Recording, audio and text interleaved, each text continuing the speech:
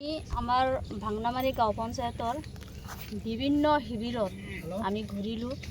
তাতে আমি দেখা পালোঁ বহুত মানুহকে ধৰি জীৱ জন্তু গৰু ছাগলী বানপানীৰ কবলত পৰি বহুত কষ্টেৰে আছে আৰু এতিয়ালৈকে চৰকাৰৰ ফালৰ পৰা কোনো সাহায্যলৈ আগবাঢ়ি অহা নাই। গতিকে মই যিহেতু ভাংনামাৰী প্ৰেছিডেণ্ট আছিলোঁ, সেয়েহে মই ব্যক্তিগত ধনেৰে যিখিনি মই সক্ষম হৈছে সেইখিনি লৈ ৰাইজৰ মাজত থিয় হৈছোঁ। এতিয়া মই এইখিনিতে অসম চৰকাৰক তথা আমাৰ মুখ্যমন্ত্ৰী হিমন্ত বিশ্ব শৰ্মাক অনুৰোধ জনাম যাতে আমাৰ এই বানপানীৰ কবলত পৰা মানুহখিনিক অলপ হ'লেও অসম চৰকাৰৰ তৰফৰ পৰা আমাৰ সহায়ৰ হাত আগবঢ়ায়। আৰু আমি SDC ছাৰক লগ কৰিছিলোঁ, তেখেতে কৈছে যে মই ডিষ্ট্ৰিক্টলৈ কথাটো পঠাইছোঁ, কিন্তু এতিয়ালৈকে কোনো খবৰ আমাৰ হাতত অহা নাই। যদিও অহা নাই, কিন্তু DC আয়ুক্ত মহোদয়ক আমি অনুৰোধ কৰিম যাতে তেখেতে আমাৰ এই গৰাখহনীয়াৰ কবলত পৰা মানুহ আৰু বানপানীৰ কবলত পৰা মানুহখিনিক অলপ হ'লেও সহায় কৰে। ব্যক্তিগতভাৱে সাক্ষাৎ কৰিব নোৱাৰিলেও আমি যন্ত্ৰচালিত নাৱেৰে ভাংনামাৰীত বিভিন্ন অঞ্চল, বিভিন্ন ওখ শিবিৰ, ৰেষ্ট প্লেটফৰ্ম, মথাউৰিত মানুহবিলাক আছে।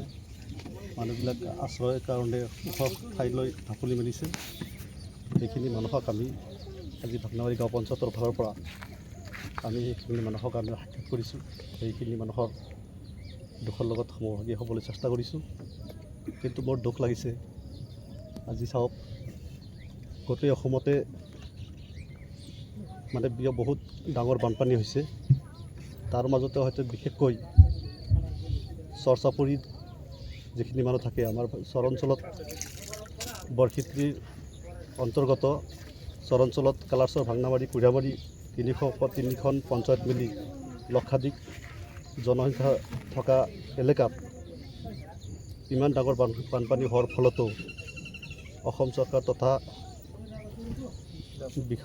বিষয়া কৰ্মচাৰীবিলাকে, বিভাগীয় কৰ্মচাৰীবিলাকে কোনো ধৰণৰ পদক্ষেপ নোলোৱাত আমি অতিকৈ দুখ অনুভৱ কৰিছোঁ। এই দুৰ্যোগৰ সময়ত গৰীব দুখীয়া খেতিয়কৰ ওচৰত হয়তো চৰকাৰেই হওক, বিভাগীয় বিষয়া কৰ্মচাৰীয়ে হওক, এই বিপদৰ সময়ত এবাৰ খবৰ ল'ব লাগিছিলে।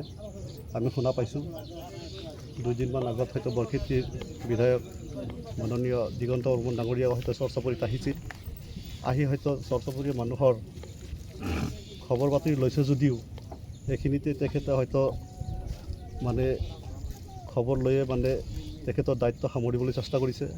কিন্তু আমি তেখেতৰ জৰিয়তে আমি আহ্বান জনাওঁ যে তেখেতে আমাৰ নলবাৰী জিলাৰ উপায়ুক্ত মহোদয়ক কৈ চৰ অঞ্চলৰ মানুহৰ যিবিলাক ক্ষতিগ্ৰস্ত হৈছে তাৰ ওপৰত এখন প্ৰতিবেদন দাখিল কৰক আৰু চৰ অঞ্চলৰ মানুহক পৰ্যাপ্ত পৰিমাণৰ সহায় সাহায্য কৰাৰ কাৰণে তেখেতে দাবী উত্থাপন কৰক। আমিও হয়তো চৰ অঞ্চলৰ ফালৰ পৰা দাবী উত্থাপন কৰোঁ। নলবাৰী জিলা উপায়ুক্ত মহোদয় হয়তো কেইদিনমান আগতে হয়তো নলবাৰীত আমাৰ অসম চৰকাৰৰ কেবিনেট বৈঠক হৈছিলে। তাতে ৰাজঘৰীয়াক নানান ব্যঞ্জনেৰে হয়তো তেখেতসকলক আপ্যায়ন কৰিছে। কিন্তু সেইখন জিলাৰে হয়তো চৰ অঞ্চলৰ মানুহখিনি পানীৰ লগত যুদ্ধ কৰিব লগা হৈছে, বানপানীৰ লগত যুদ্ধ কৰিব লগা হৈছে।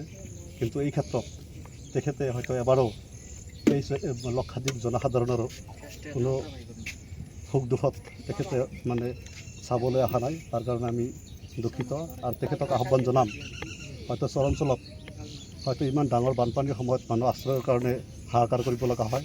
গতিকে MG আন্দ্ৰাগাৰ জৰিয়তে তেখেতে ওখ ভিটি ৰেষ্ট প্লেটফৰ্ম হয়তো নিৰ্মাণ কৰাৰ কাৰণে হয়তো তেখেতে ব্যৱস্থা ল'ব লাগে। আৰু হয়তো বানপানীৰ সময়ত মানুহৰ খেতি পথাৰ, গৰু ছাগলীৰ বৃহৎ ক্ষতিগ্ৰস্ত হৈছে। গতিকে খেতিয়কখিনিক হয়তো মানুহৰ ঘৰ দুৱাৰো উঠুৱাই নিছে।